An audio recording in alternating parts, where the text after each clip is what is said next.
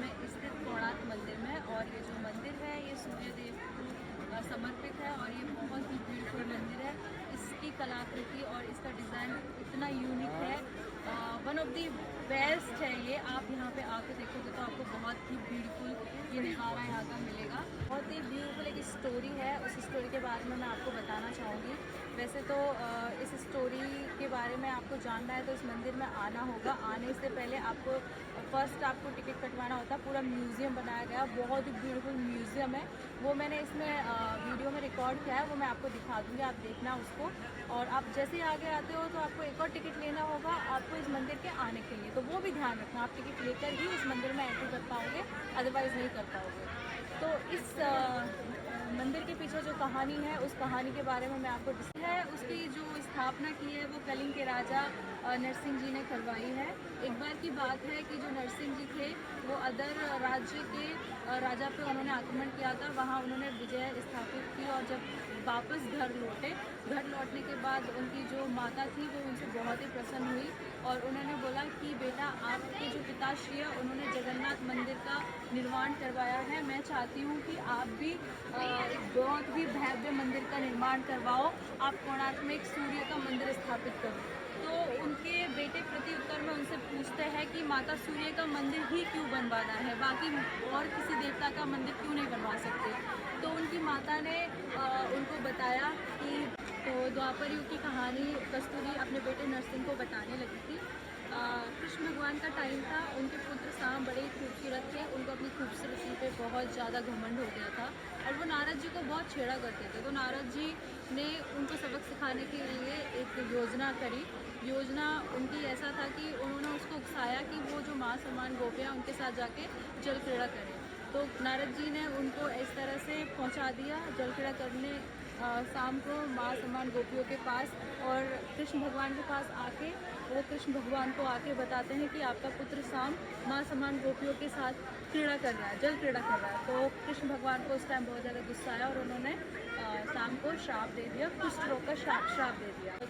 दोनों महल आते हैं, महल आने के बाद जो रानियाँ थी, जो शाम की माता थी जामवती, उनको पता चलता है कि कृष्ण भगवान की वजह से उनके पुत्र की ये हालत हुई है, तो वो बहुत क्रोधित हुई और उनके साथ साथ और भी रानियाँ थी वो भी बहुत क्रोधित हो गई। तो उसी टाइम नारद जी वहाँ पे आते हैं और आने के बाद वो सारी बात बताते हैं कि इस तरह से मैंने ये सब किया और उनको उपाय भी बताते हैं कि आपको ये कुष्ठ रोग से मुक्ति पानी है तो आप कोणार्क में जाओ और कोणार्क में जाकर सूर्य भगवान की आराधना या तपस्या करो, उसके बाद से आपको ये जो कुष्ठ रोग है इससे मुक्ति मिल जाएगी। तो शाम ने उसी टाइम सैनिकों के साथ डिसाइड किया और वो यहाँ कोणार्क में आ गए। पहले इसका नाम कलिंग राज था।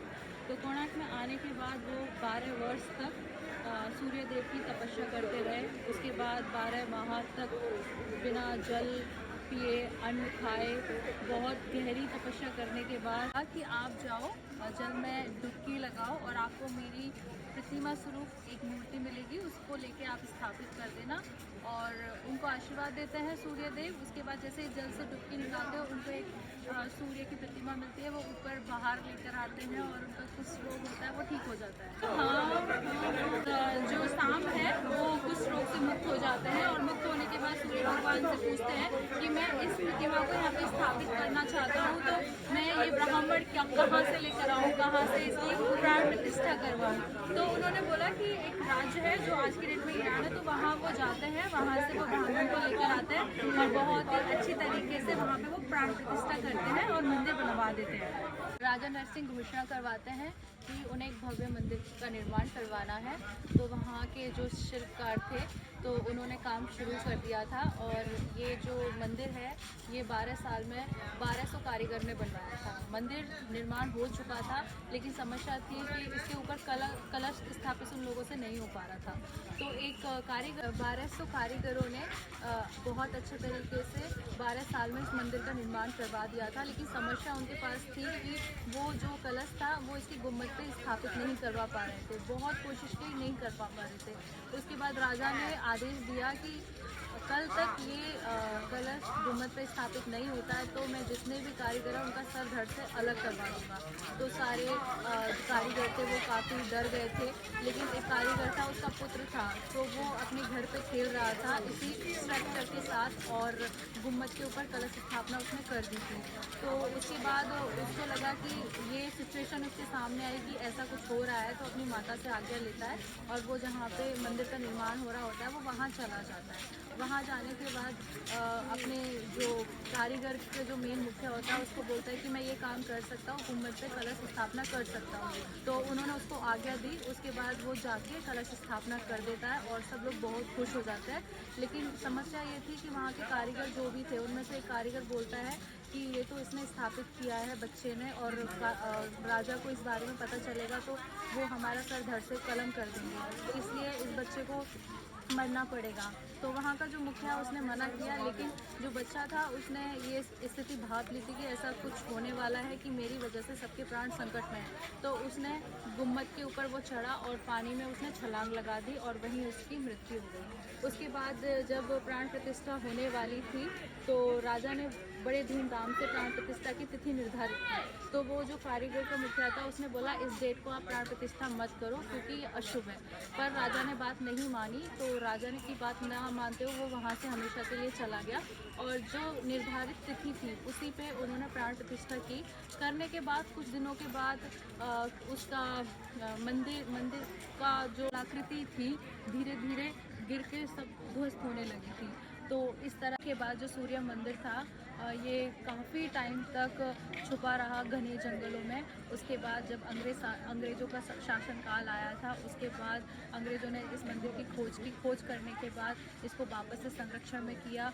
संरक्षण करने के बाद इस मंदिर के मोस्ट ऑफ पार्ट तो ध्वस्त हो चुके थे, लेकिन उन्होंने न्यू निर्माण करवाया। आगे की साइड जो आप इस मंदिर को देख रहे हैं वो इसका निर्माण करा के आपके सामने। के बाद जो सूर्य मंदिर था ये काफ़ी टाइम तक छुपा रहा घने जंगलों में। उसके बाद जब अंग्रेज़ों का शासनकाल आया था, उसके बाद अंग्रेज़ों ने इस मंदिर की खोज करने के बाद इसको वापस से संरक्षण में किया। संरक्षण करने के बाद इस मंदिर के मोस्ट ऑफ पार्ट तो ध्वस्त हो चुके थे, लेकिन उन्होंने न्यू निर्माण करवाया। आगे की साइड जो आप इस मंदिर को देख रहे हैं वो इसका निर्माण करा के आपके सामने। अब ये जो मंदिर है ये न्यू निर्माण मंदिर है जो आप देख रहे हो, और ये बहुत ही खूबसूरत मंदिर है। ये अब हमारी संस्कृति की धरोहर है। आप जब भी आए कोणार्क मंदिर में आए, और ये मंदिर की जो खासियत है वो ये है कि अभी की कोणार्क का मतलब है जो 2 अंकों से बना हुआ है। कौन मीन्स कोना और अर्क मीन्स सूर्य। तो यहाँ पे किरण जो आती है सूर्य की सबसे पहले यहाँ पे आती है, क्योंकि ये कोने में स्थित है। जो सीधी किरण जो आती है वो इसी मंदिर में सबसे पहली किरण आती है, इसीलिए ये हवा को ब्यूटीफुल लगता है।